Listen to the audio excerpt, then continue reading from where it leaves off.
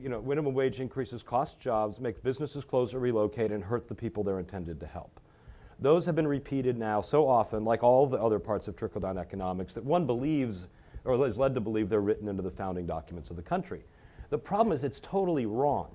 And if you look at every minimum wage increase that's happened in US history, the correlation they tend to correlate more with periods of growing employment than with shrinking employment.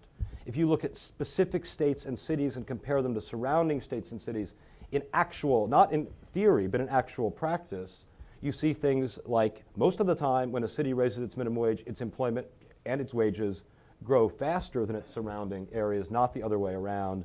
Or that if a border town, like say Trenton and Philadelphia or Spokane and Coeur d'Alene, one state raises the minimum wage, the other holds it steady. Do businesses cross the line? No, workers cross the line. It's a lot easier.